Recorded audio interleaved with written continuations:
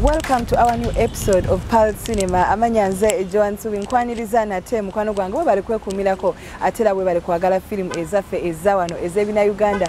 Onako lwalero ndi wanino ku Uganda National Cultural Center obagiyite National Theatre. Wetudde onako lwalero nga waliwo ebigenda maaso waliwo olukiiko olw'abanaffe aba film banaffe abakola film bagezezaako ne bagamba kabatule wamu babeeko kye batuukako olunaku lwalero. Ngenda kuba nkutwalayo olabe biki bye bagenda okubanga boogerako n'oluvannyuma nja kuba nkuleetera ab'enjawulo batunyonyole ku ebyo ebivudde mu lukiiko. Katugendeyo olabe biki ebiriyo. Amanya gange nze Aisha Namatovu nga ndi President General wa Palwood organization, umbrella organization y'aba filmmakers in Uganda ngegasa abakozi ba film bonna mu Uganda abazanyi abakati bonna nga leero tuli wano mu meeting to petition the Deputy Speaker of Parliament okutuyamba mu bitwetaaga like filmmakers, and this is the letter written 19th March 2024. The Deputy Speaker of Parliament of the Republic of Uganda, repetition for timely intervention to support Uganda's film industry. Dear Honorable Deputy Speaker, we, the undersigned filmmakers represented by Palwood, write to you today with a sense of urgency, seeking your timely intervention to address the critical issues facing our film industry. Our sector, despite its immense potential and contributions to national culture and economy, has been persistently sidelined and neglected, hindering its growth and development. For years, Uganda's filmmakers have faced significant challenges exacerbated by regulatory hurdles, piracy, and a lack of a meaningful government support. The Media Council of Uganda, tasked with the classification of film content, imposes burdensome costs on local filmmakers, further straining their already limited resources. While our creators diligently comply with these regulations, pirates continue to flood Uganda's airwaves, that is TVs, with unclassified foreign content, perpetuating moral decay and undermining local investment. The imbalance in government support is glaring, as evidenced by preferential treatment given to other cultural sectors, such as musicians, during the COVID-19 relief efforts and the recent appointment of the UNCC, the Uganda National Cultural Council Board of Trustees, despite the filmmakers' significant stake in the institution.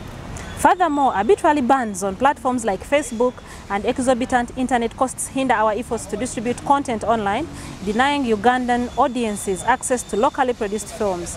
Even with the emergence of platforms like Afromobile, online content consumption remains unlimited, stifling the growth potential of our sector. Despite repeated pleas and complaints to the Media Council of Uganda, Uganda Registration Services Bureau, Uganda Communications Commission, the Ministry of Gender, Labour and Social Development, which is our mother industry, our mother ministry, the courts of law, the support promised to our industry remains elusive. The government resources allocated to the film sector often fail to reach those who need them most, with over 70% diverted back to the organizers. This systematic neglect not only stifles local talent, but also squanders opportunities for international recognition, such as our recent achievements in showcasing Uganda films on platforms like Netflix, the Oscars, and Afromobile. We firmly believe that creating a free and fair market for all content creators is not an unreasonable request. Therefore, we humbly petition you, Honorable Deputy Speaker, to take decisive action to address these pressing issues. We urge you, Parliament, to 1. Ensure an immediate total ban on airing, stock broadcasting of illegal, unclassified and pirated films in Uganda, as this will not only protect and promote Uganda's culture, values and interests, but will also facilitate investment in art, widen government tax base, provide conducive employment space for the young people, and protect the citizens from consumption of harmful content. Ensure equitable allocation of government resources to also support local filmmakers by enabling the sector to establish a cinema distribution structure necessary for the sustainable growth and development of the sector. Advocate for measures that facilitate the distribution of Uganda content online, including measures to lower internet costs and remove unnecessary restrictions on social media platforms. By leveling the playing ground and providing adequate support, the Ugandan film industry will have an opportunity to thrive and contribute even more significantly to our nation's cultural heritage and economic prosperity. We implore you to champion our cause and stand with us in our quest for a thriving and vibrant film industry in Uganda. Your leadership and support is crucial in ensuring that our voices are heard and our concerns are addressed. Thank you for your attention to this matter. We eagerly await your swift and decisive action. Yours sincerely, Namato Vaisha Asimwe, the President General Parlwood, signing on behalf of all filmmakers, and attached are the names and signatures of the petitioners. We copied in the Secretary General, Uganda National Union of Creative Performing Artists and Allied Workers, and the Secretary General, Ugandan National Culture Forum.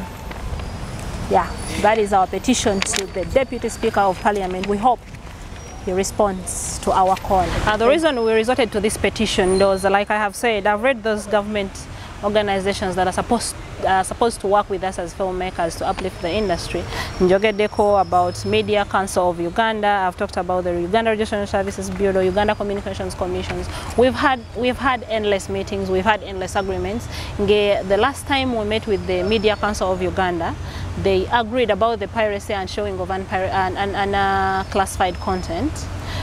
They agreed, they promised us actually that they had agreed with all the national televisions that by the 30th of January 2024, they will stop showing that piloted content, the Bangkok Asayos, the Koreans and all that. They told us to go, and if any of the TVs shows this content, we'll report them starting 1st February.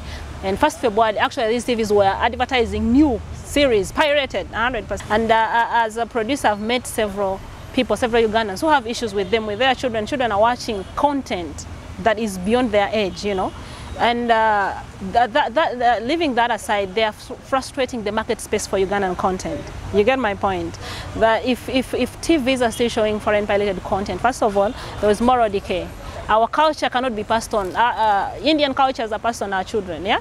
Foreign cultures, Filipino cultures, you know, Korean. And how do we make sure that our children grow as Ugandans, as people who know who they are culturally? You know, if we are not availing to them content that really speaks to them, that speaks about them. So our concern for this petition is it has come in timely because we have had enough discussions with these bodies, and we think that at this time it is Parliament to come forward and help us achieve what we want, because they have failed totally. Because promises have been promises, meetings have been meetings, and nothing is achieved.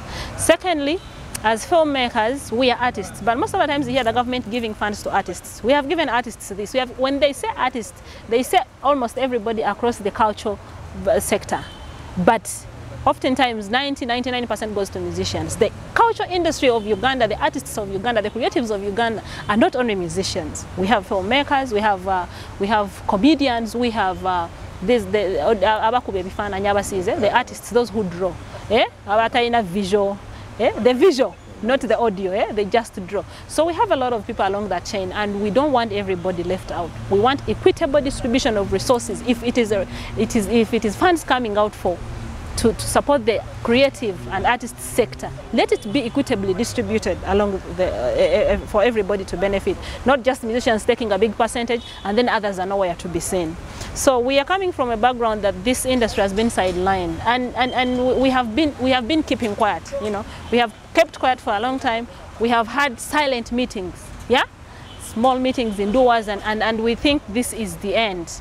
This time, we think we need to go ahead and inform Parliament, because these are the people that represent us, yeah? So we need to inform Parliament what these bodies are doing with us, and we are not satisfied and we want a change.